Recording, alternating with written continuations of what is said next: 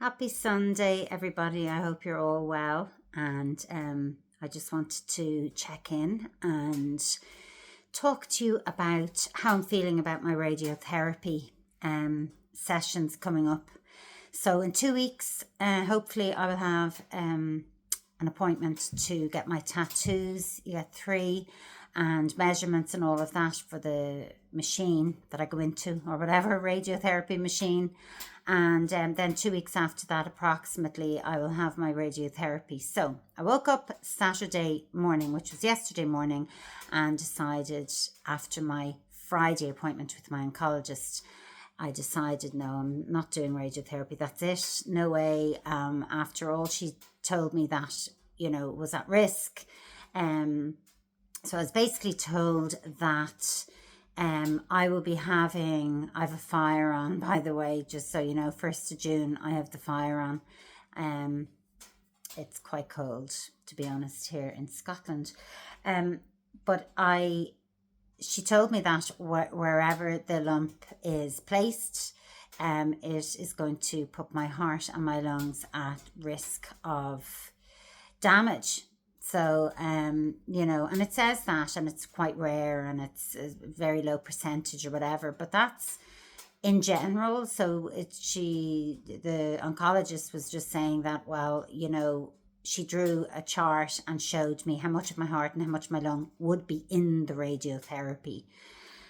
So, the chances of me getting a hardening of the heart and heart failure and fibrosis of the lung, etc., is like higher than the low kind of usual rate. I don't know if I'm explaining this correctly, but anyway, it has me freaked out because I smoked for years. I've had pneumonia a few times. My dad died of lung cancer. My two granddads died of lung cancer. Now I know the three of them smoked, but anyway, and then my mum has heart failure, and I have a close family who have heart problems. All her family had heart problems, so it's just something that I'm just a little bit frightened of, to be honest. And these are not things that happen. Well, the breathing, like apparently the breathing will be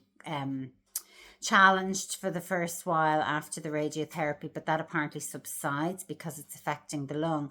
But then my oncologist, I keep saying my oncologist was explaining that these effects can happen like 15 years later.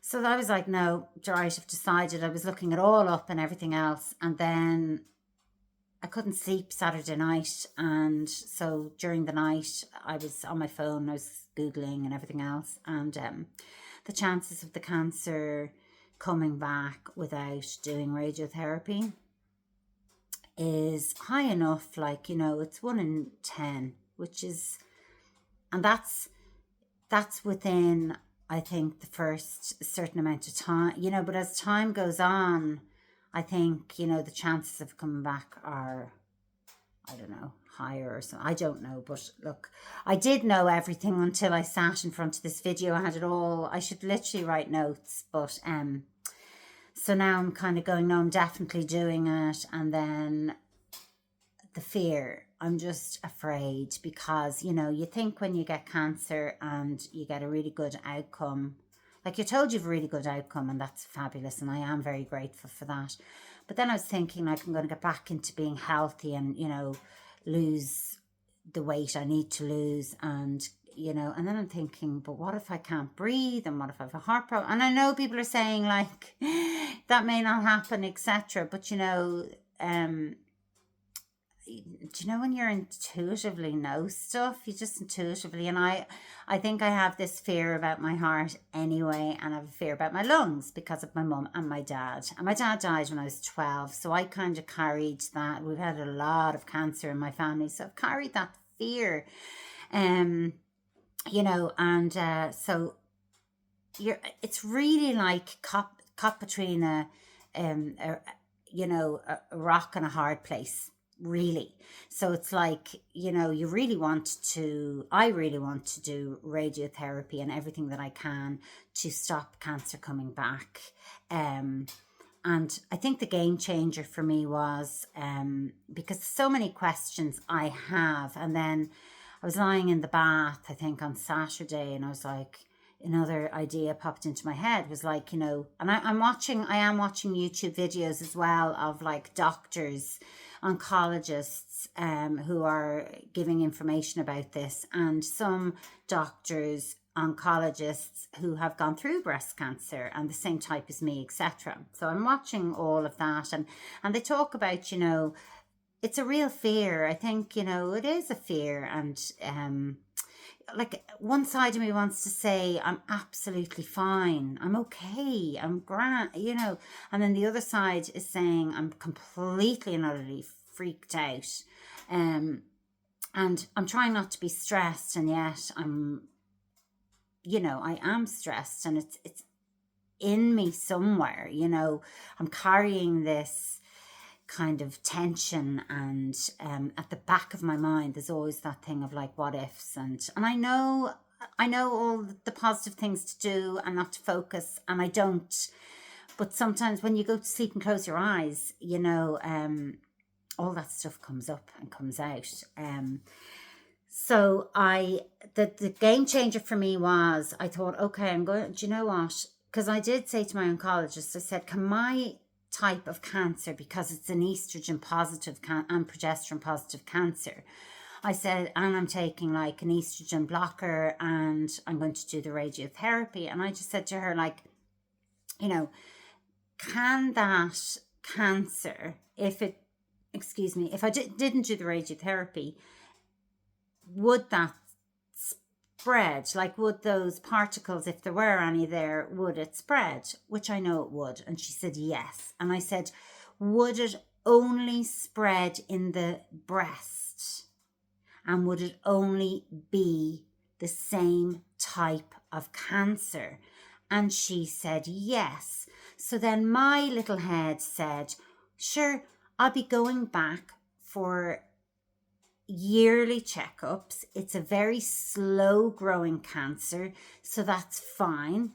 They'll find the lump and they can remove it again, and whatever. I don't know what I was thinking, right? So I kind of thought, well, look, sure, they're going to keep me.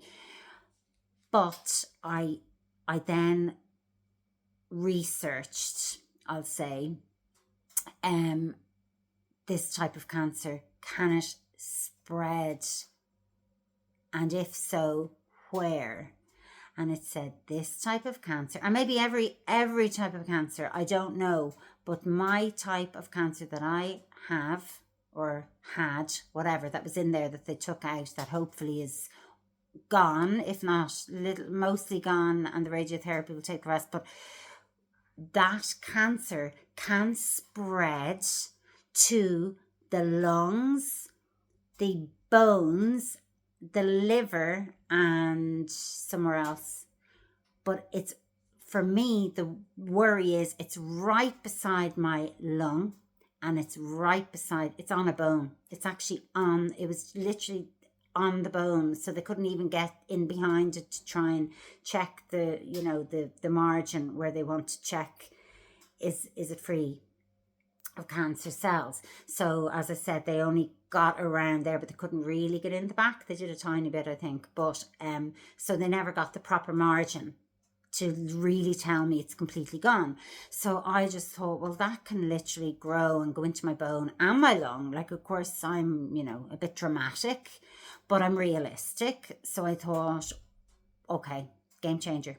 You actually have to, whether you like it or not, you have to do this radiotherapy, because that will zap that, I'm not saying it won't come back again in another place, like just say in another breast or in another part of my breast. I'm not saying that, right? I'm open and realistic, but at least that one won't be growing into my bone or into my lung, spreading for the next year while I'm not being checked, and I wouldn't even know because there would be no symptoms. So, and then I might suffer with fibrosis of the lung, and I might suffer with hardening of the cardio. It's that thing. I know people are probably screaming, knowing what the name of that is. You know, the hardening of the heart, hardening of the vessels, hardening of whatever. Anyway, so